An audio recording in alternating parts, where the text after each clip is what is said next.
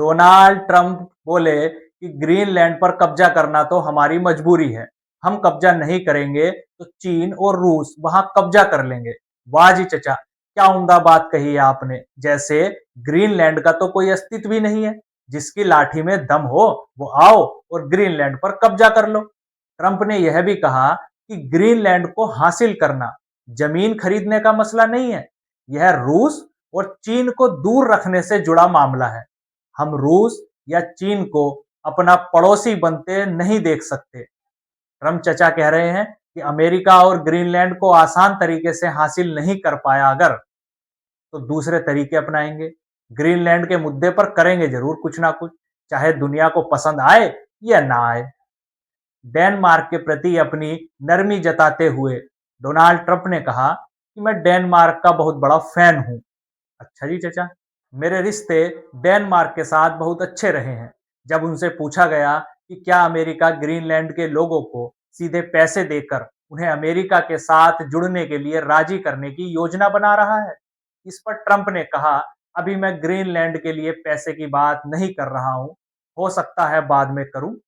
Trump ने इस मुद्दे को राष्ट्रीय सुरक्षा से जोड़ दिया है और ग्रीनलैंड के पास रूस और चीन की गतिविधियां बढ़ते देख ट्रंप चचा बौखला गए हैं। तभी से कहे जा रहे हैं कि हम चीन को ग्रीनलैंड पर कब्जा नहीं करने देंगे। हालांकि चचा कहते वैसे हैं कि चीन और रूस वे दोनों पसंद करते हैं, उनके व्लादिमीर पुतिन और शी जिनपिंग के साथ अच्छे संबंध हैं। लेकिन इसका मतलब यह थोड़ी है कि दोस्ती के चक्कर में ट्रम्प चचा उन्हें पूरा ग्रीनलैंड सौंप दे, जबकि चचा अमेरिका ने तो पहले से ही वहां सैन्य अड्डा बना रखा है, तो फिर कब्जे की क्या जरूरत है। इस पर ट्रम्प कहते हैं कि लीज काफी नहीं है, जब हम मालिक होते हैं तो हम इसकी रक्षा करते हैं, लीज की रक्षा उतनी नहीं की जाती, हमें पूरा मालिकाना हक चाहिए।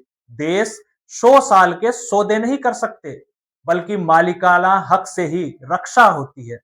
अच्छा जी चचा, समझ गए हम आपकी मंशा।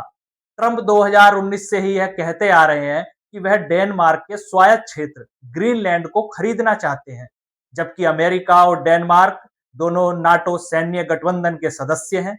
अगर ट्रंप ग्रीनलैंड पर कब्जा करने की दिशा में आगे बढ़ते हैं, तो इसका मतलब होगा कि अमेरिका नाटो के ही सदस्य देशों के खिलाफ खड़ा हो जाएगा। डेनमार्क ने भी हमले की धमकी दी थी। डोनाल्ड ट्रंप की ग्रीनलैंड पर कब्जे की धमकी के बीच डेनमार्क ने जवाब दिया था कि अगर कोई विदेशी ताकत उनके इलाके पर हमला करती है, तो सैनिकों आदेश का इंतजार किए बिना तुरंत जवाबी कार्रवाई कर देना और गोली चला देना। ये जो आप लाइन सुन रहे हैं ना कि बिना आदेश के, इस लाइन का अपना एक इतिहास है। बिना आदेश हमला करने का नियम 1952 का है। तब डेनमार्क ने अपनी सेना के लिए एक नियम बनाया था, क्योंकि ग्राउंड की हेडक्वार्टर से दूरियां बहुत ज्यादा थीं, इसलिए जब तक आदेश वगैरह का दौर चलेगा तब तक काम निपट जाएगा। इसलिए विदेशी ताकतों के देश पर हमला करने की स्थिति में सैनिकों को तुरंत लड़ना होगा। इसके लिए उन्हें किसी सीनियर अधिकारी की इजाजत लेने की जरूरत नहीं होती, जबकि इन दिनों अमेरिका के व्हाइट हाउस में ग्रीनलैंड को वहां के नागरिकों सहित खरीदने का विचार किया जा रहा है। ग्रीनलैंड के नागरिकों को प्रति व्यक्ति $10,000 से लेकर $1,00,000 तक का भुगतान कर उन्हें डेनमार्क से अलग होकर अमेरिका में शामिल होने के लिए राजी किया जाए। इस योजना को एक बिजनेस डील के तौर पर देखा जा रहा है। ग्रीन ग्रीनलैंड की करीब 57,000 आबादी को देखते हुए इसकी कुल लागत लगभग 5 से 6 अरब डॉलर तक हो सकती है। अमेरिकी अधिकारियों के मुताबिक ग्रीनलैंड को अमेरिका के साथ जोड़ने के लिए पैसे का प्रस्ताव केवल एक विकल्प है। इसके अलावा कूटनीतिक समझौते और यहां तक कि सैन्य बलों के इस्तेमाल जैसे विकल्पों की भी विचार करने की प्रक्रिया जारी है, जिस पर ग्रीनलैंड के प्रधानमंत्री फ्रेडरिक निल्सन ने कहा कि हम बिकाऊ नहीं हैं और स्पष्ट रूप से यह कहना चाहता हूं कि घबराने या चिंता की कोई बात नहीं है।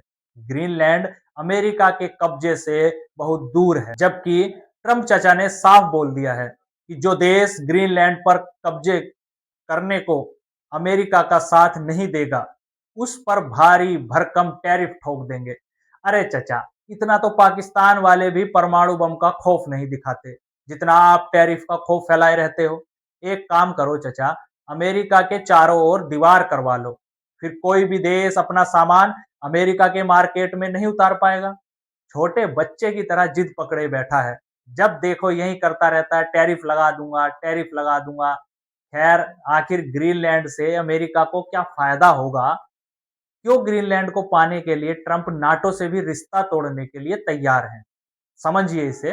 दरअसल ग्रीनलैंड खनिज संसाधनों से संपन्न है। इसका एरिया 21 लाख वर्ग किलोमीटर का है। भारत के क्षेत्रफल से अगर तुलना करें तो भारत का टोटल एरिया 32 लाख वर्ग किलोमीटर है।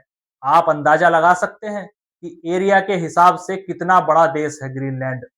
वहीं अगर ग्रीनलैंड के खनिज संसाधनों की बात करें तो इसमें टर्बियम, डिस्प्रोसियम और यूरेनियम जैसे दुर्लभ खनिजों का भंडार है। इन दुर्लभ खनिज तत्वों का भविष्य में आर्थिक और तकनीकी बहुत ज्यादा महत्व है, जिन पर ट्रंप चचा की जीभ हमेशा लपलपाती रहती है, क्योंकि दुर्लभ खनिजों पर चाइना ने अपना वर्चस्व जमा रखा है और जब तब अमेरिका को भी घुड़की देता रहता है दुर्लभ खनिजों की सप्लाई रोक देने के नाम पर। ग्रीनलैंड में एक खास चीज यह है कि दुनिया का 10% ताजा पानी यही मौजूद है और ग्रीनलैंड की भौगोलिक स्थिति बहुत खास है। यह उत्तर अमेरिका और यूरोप के बीच यानी अटलांटिक महासागर के बीचों बीच के पास में स्थित है। इस वजह से इसे मिड अटलांटिक क्षेत्र में एक बेहद अहम ठिकाना माना जाता है।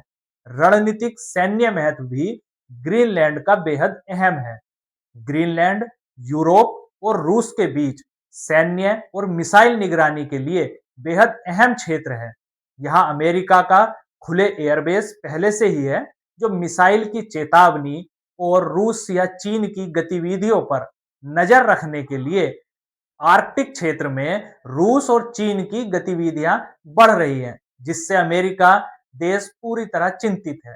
तो ट्रंप चचा ग्रीनलैंड पर प्रभाव जमाकर अमेरिका में भी अपनी राजनीतिक पकड़ मजबूत रखना चाहते हैं, यह दिखाकर कि मैं ही हूं जो अमेरिका की चौधराहट फिर से कायम कर सकता हूं। वैसे भी Trump make America great again का नारा देकर व्हाइट हाउस आए थे। ग्लोबल वार्मिंग के कारण आर्कटिक की बर्फ भी पिघल रही है, जिससे नए शिपिंग रूट खुल रहे हैं और अमेरिका ग्रीनलैंड को अपनी राष्ट्रीय सुरक्षा की फ्रंटलाइन मानता है। इसलिए वहां अपना प्रभाव जमा कर वह भविष्य के संभावित खतरों को पहले ही रोकना चाहता है। बिल्कुल यही बात रूस के राष्ट्रपति पुतिन ने कही थी यूक्रेन पर हमला करते समय कि मैं नाटो से भविष्य में रूस को होने वाले संभावित खतरों को पहले ही रोकना चाहता हूं। बस ये दो चार बड़े लीडर भविष्य में अपने देश को सुरक्षित रखने के लिए वर्तमान में दुनिया तबाह कर देंगे। कोई इनसे पूछे कि जब वर्तमान में ही युद्ध करके सारी दुनिया को मार दोगे तो भविष्य में सुरक्षित देश क्या करोगे? खैर, इनकी महिमा ये ही जाने, हमें तो सिर्फ दर्शक बना रखा है इन्होंने। ठीक है साथियों, जल्द ही फिर आपसे मुखातिब होऊंगा एक नए मुद्दे पर, नए विचार के साथ। जय हिंद, जय हिंदी।